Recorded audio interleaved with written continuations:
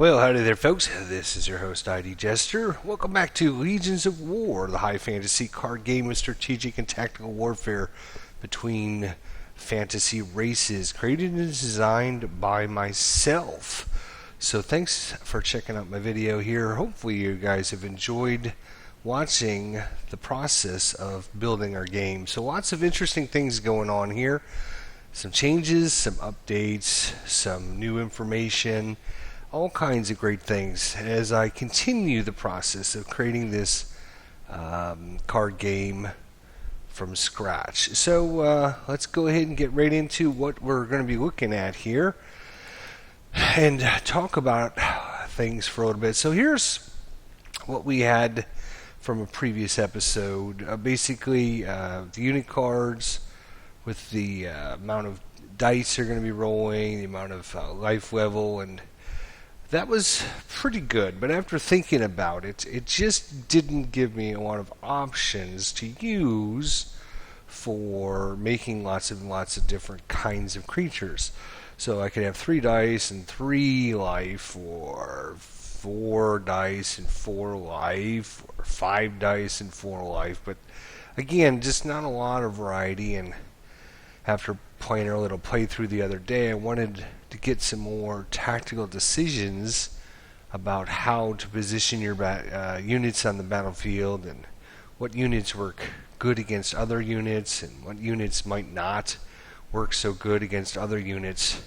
So I've changed and updated a lot of the information, and I wanted to share that with you guys. And let's just see what the new card outline looks like. Excuse me.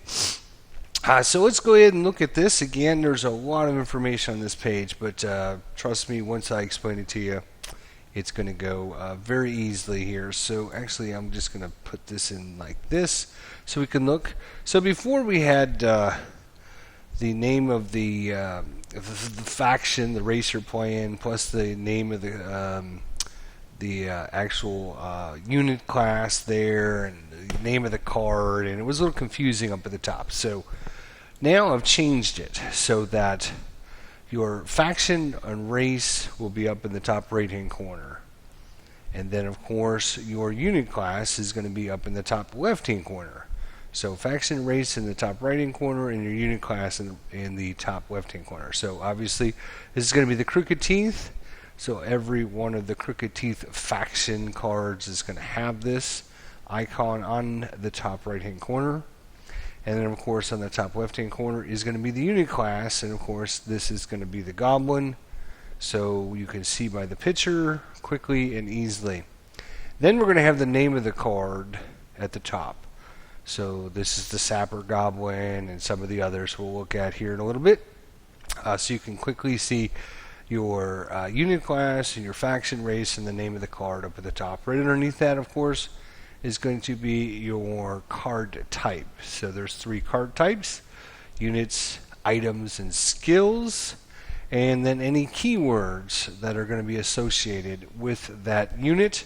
And you can see in this case we have the small classification for this unit. Underneath that is going to be their own unit class power. And then underneath that is going to be the special power for that card, depending on which unit it is in that class. So that is pretty standard from what we had before, but we've got a whole bunch of new information down here at the bottom. So you can notice now that our dice and our box numbers and our health and everything have kind of disappeared, and now we have like a grid down here at the bottom that we're dealing with.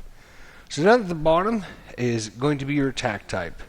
So you're going to have either melee or ranged icon here, just like before. Melee, 1 adjacent space; ranged, 2 spaces in either direction. And then after that, you're going to have a certain number of cubes, which represent dice, obviously, and they're going to be color coded, and it's going to tell you exactly what kind of dice you have, and how many of those dice. So up here in the top right hand corner, you can see now we have damage attack types. We have gray blocks are going to represent physical attacks. We have yellow blocks, which are going to represent elemental attacks. And then we have blue blocks, which are obviously going to damage magically. So physical, elemental, and magical. Again, gray being physical, yellow being elemental, and blue being magical. So you can see down here in the bottom of our sapper unit, quickly and easily, you can see that's 3 elemental dice.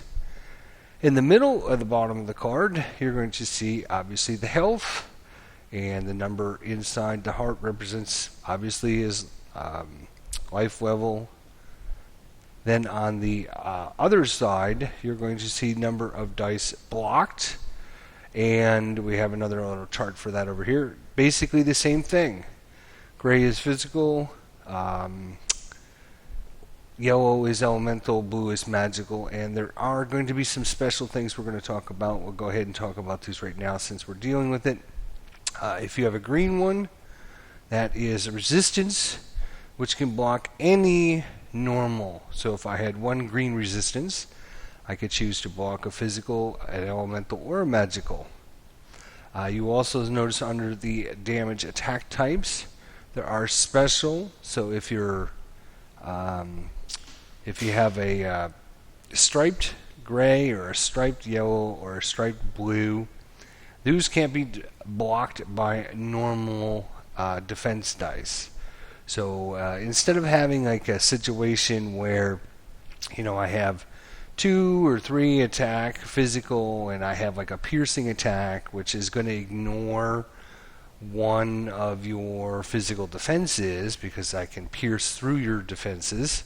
Instead of having to type all that information on the unit card and stuff, I can just simply now give the unit a striped physical, and that way it would ignore, this one would actually ignore one of your defensive dice. So again, these are special dice. Not all the characters are going to have these, but they are available, so we'll be able to use them. So against green is going to be resistant. You can resist any one kind, or if you had, say, 2 greens, you could resist 2 of anything. And then, of course, we have one special ultimate defense here, which obviously I made it a different icon so it can be easily represented here. And this can actually block special dice. So your normal dice can be blocked by your normal defenses. Your special attack dice can't be blocked by normals, but they can be blocked by the special dice here. And again, so I've talked about this throughout the series, and obviously this is a good representation of this is a work in progress, and everything you say and everything you see and everything we talk about can be changed and will be changed by the time we get to the process of actually getting this out to the public and get it completed. So obviously big changes going on here. So pretty simple. All you're going to do is add up your attack dice. You're going to subtract any dice that's being blocked by your opponent, and you're going to figure out how many dice you're going to be rolling, and you're going to roll. And I'm going to show you an example of this.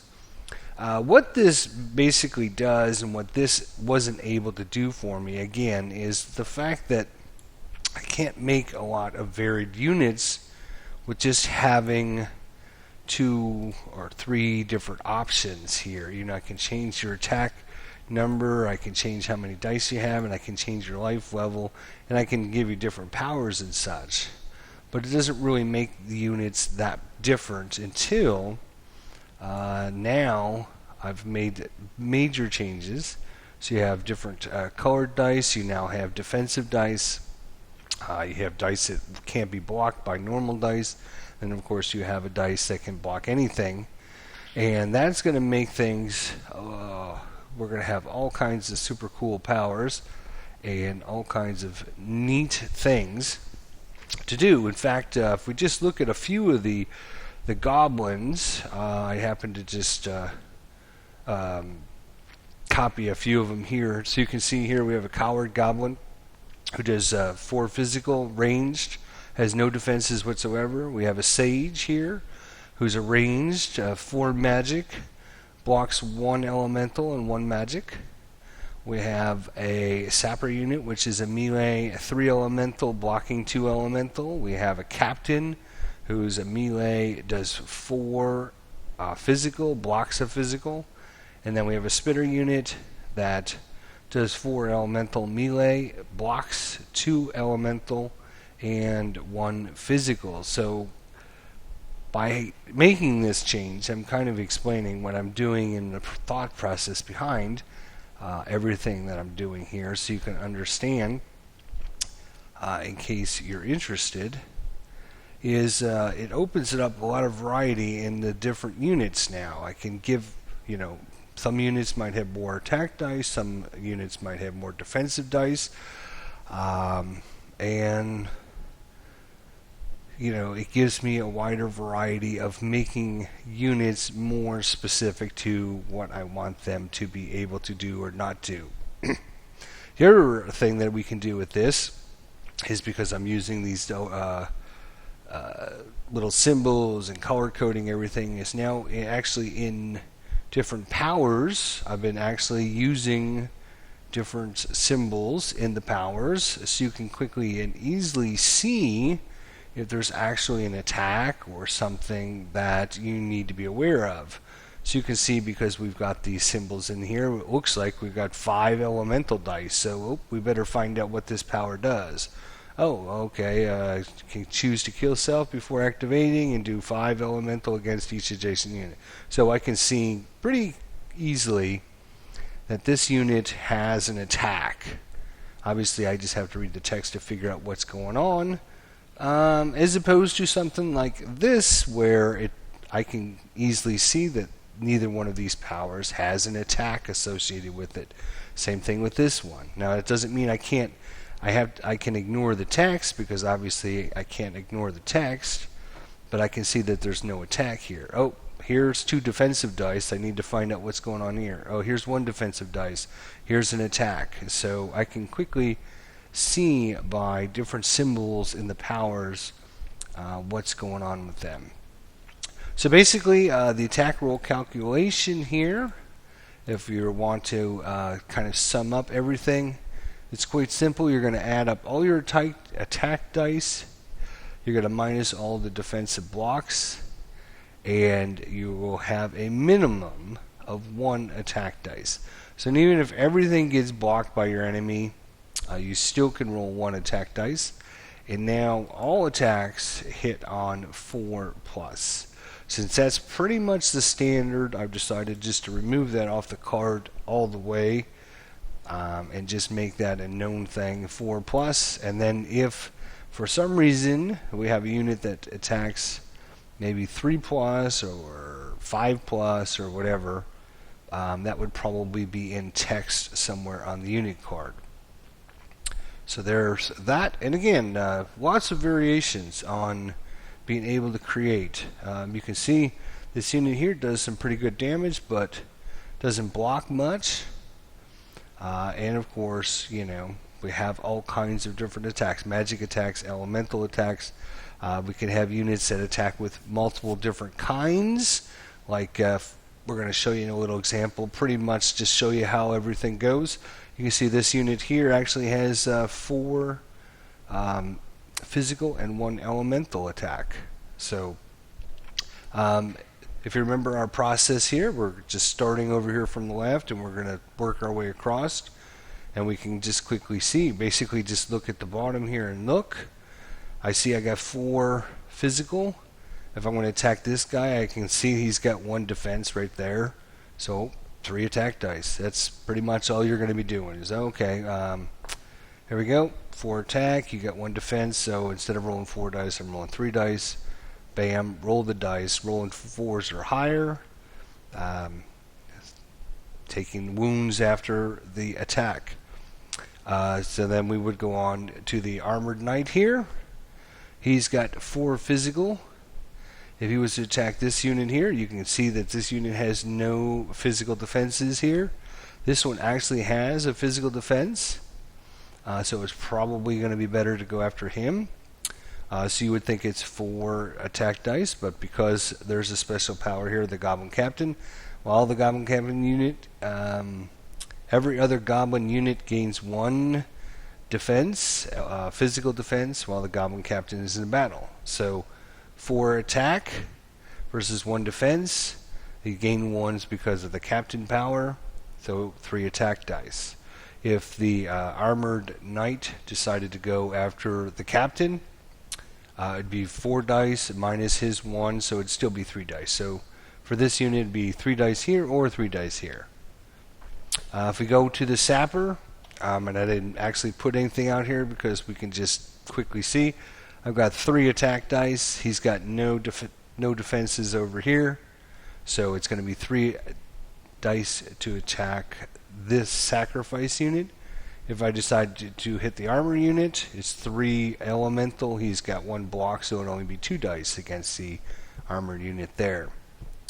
And then last, to kind of show you a little bit more the rules and how things work, the sacrifice unit is attacking the sapper unit there. He has 4 physical. This guy has actually, I almost forgot. He's got 1 because of the Captain, right? So it's going to be 4 physical versus 1 defensive dice because of the Captain, even though he doesn't have anything listed there. And then he has 1 elemental, which is being blocked by 2 elemental dice.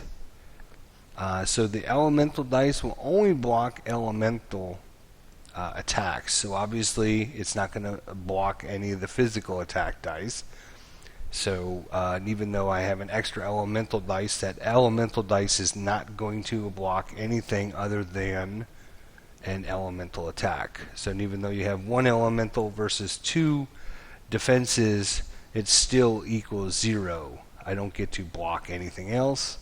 So with all that said and done, he's going to have a total of 3 attack dice, even though he actually starts with 5. 1 being blocked by the sapper unit and 1 being blocked because the Captain is in play. So that's pretty much how quick and easy it is to continue doing. It's just a matter of figuring out how many dice you have, figuring out what your defense is for your opponent, what he has, and then rolling the dice, and again rolling 4 and above count as hits. And then of course you have to read all of the text to figure out when an opponent rolls a 1 on attack dice, 1 wound is blocked. So all that stuff obviously still comes into play. So big changes. Obviously I think it's going to make a huge difference. It's obviously making a huge difference in the fact that I can now really kind of fine-tune each of the individual cards, each of the individual units. So a goblin is, a goblin coward is different than a goblin sage, who's different than a goblin sapper, who's different than a goblin captain, who's different than a goblin spitter. Instead of them all being, very similar in dice and health, each one can now fine-tune a little bit better what they can do offensively and defensively as well. Plus, it'll make it a little more interesting when you're actually laying the cards down in the battlefield, because you will see what your opponents can do and see if you have any cards that might match up good against that other card. Obviously, for our, sapper and our spitter units, they got really good elemental blockage. So obviously putting these units next to units that do all magic or all physical obviously is not going to be very good for the sapper or the spitter unit. But that's That's part of the tactical strategy of playing Legions of War and trying to figure out what units and how to use them to the best of their capabilities, and figuring out how to get the most out of your units while your opponent is unable to get the most out of his units. And I think the person that does that the best will win the battles on the battlefield. So it'll be quite interesting to see. We'll have some more examples once I get a chance to make more changes to all the unit cards. Obviously, every time you make a change, and this is a pretty major one, obviously, I have to go back through every single card and make all of the faction and unit class changes and all that. So just for example, you can see that this is the knight icon, and this is the kingdom faction or race. So the kingdom faction or race will have that card on every one of their cards, and then obviously the knights will have their icon on all of their cards. So right now, obviously, we got goblins and knights done, and a few of the other unit types are in the process of getting converted over to the new format. But pretty much, it's just you're calculating all your attacks, subtracting what your opponent defends, and figuring out how much damage you did. So let's just say, for example, the captain had 2 physical, 2 magic, and 2 elemental, and he was attacking the armored knight. It's just a matter of 2 physical, subtract 1, so he gets 1 dice for that. If he had 2 elemental, 1's getting blocked for that, so he'd have 1 elemental dice left, and 2 magical, and then 1 magical would be blocked. So he would have 2, 2, 2, and 1 of each of them would be blocked, so he'd end up with 1, 1, 1, or 3 dice. And I think you can calculate that out in a matter of nanoseconds. So it's not going to be something ultra hard to figure out. And like I said, I think some of the advantages is going to be instead of having to keep track of all of the different units and trying to figure out which one, having to read each card again and again, over and over and over again to try and figure out, does this one have an attack? Does this one give me an attack? Does this one give me an attack? There'll be lots of units, symbols on the cards that represent what the power does. So what I will probably put, obviously this one here, every other goblin unit gains +1 defensive physical while goblin captain's in the battle. So I can see that that's a defensive dice.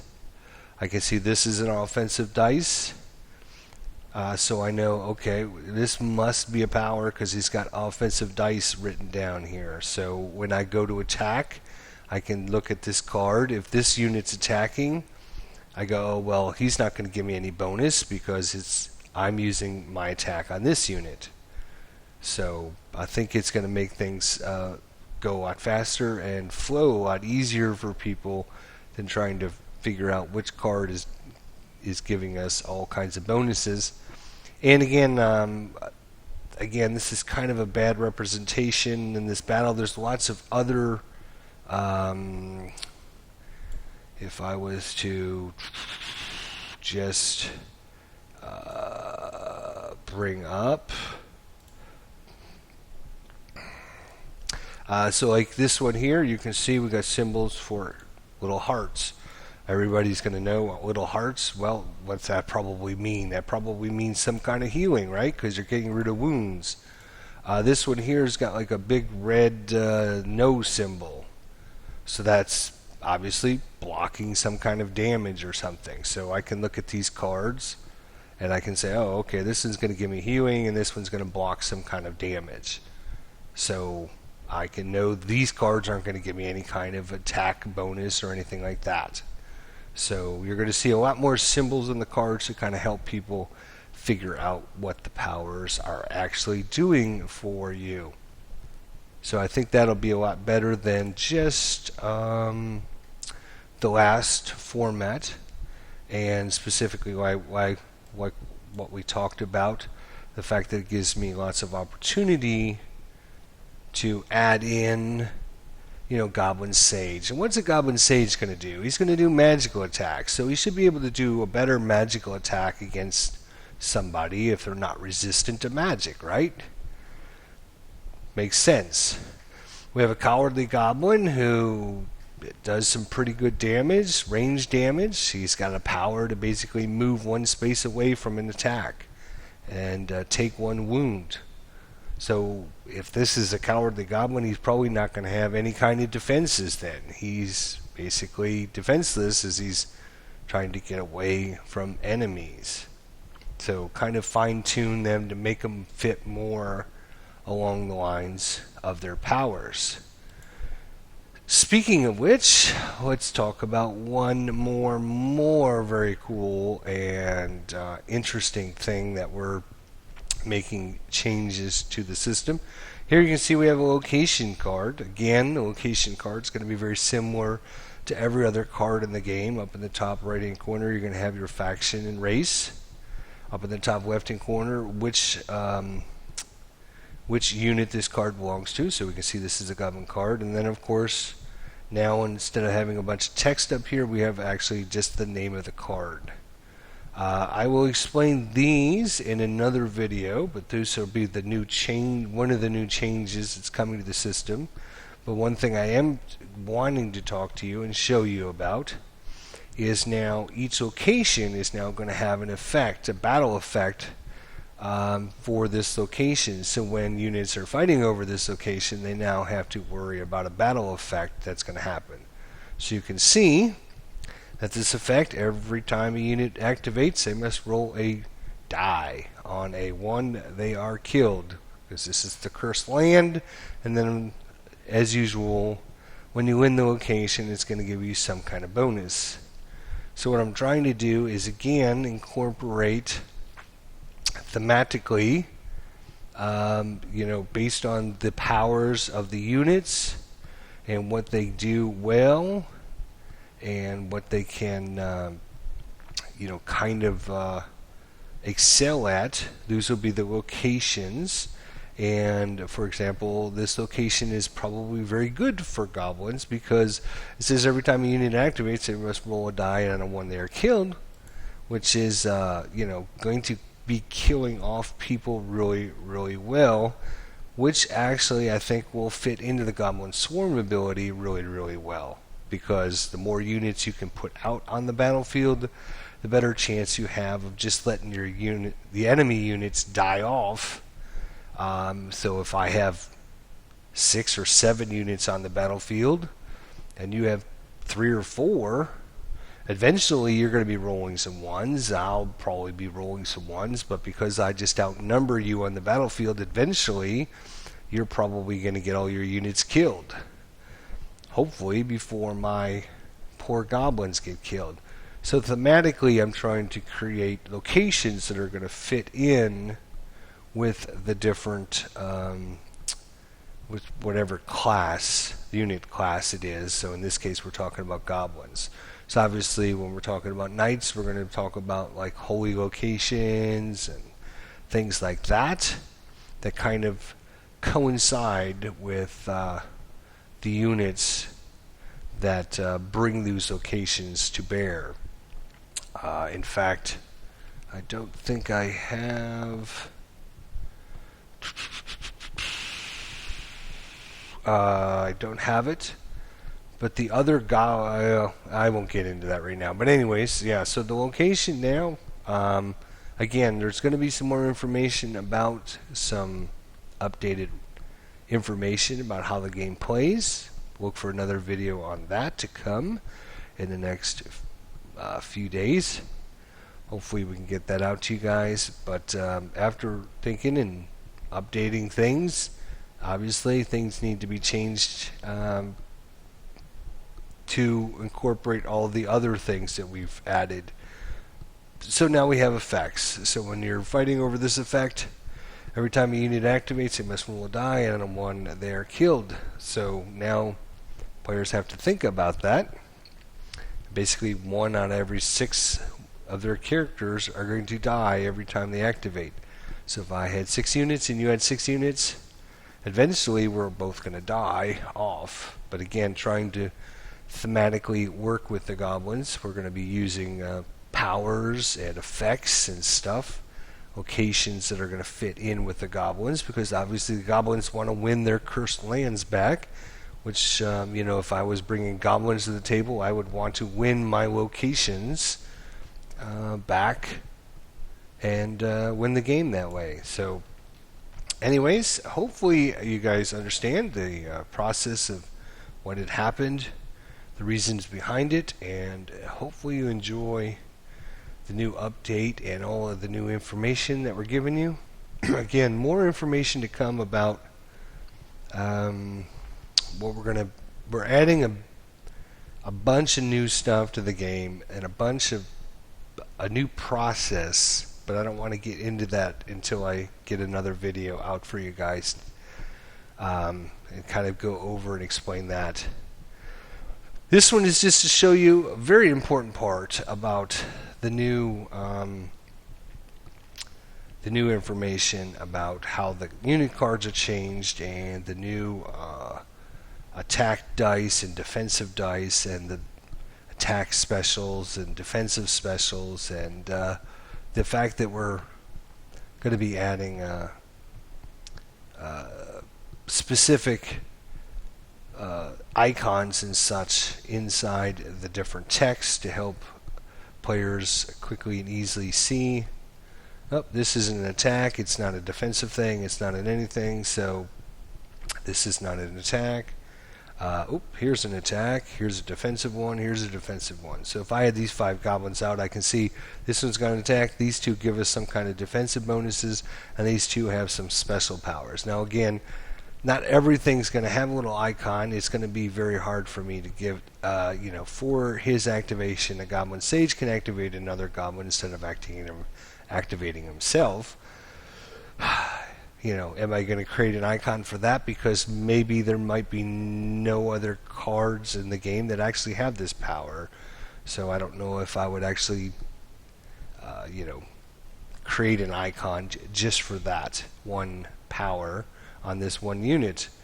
When we're talking about healing or blocking damage or doing damage or anything important like that, probably yes, there will be icons for that. So I think it's a great addition. Let me know what you guys think in the comments below, and we'll see you in the next episode. Thanks so much for watching.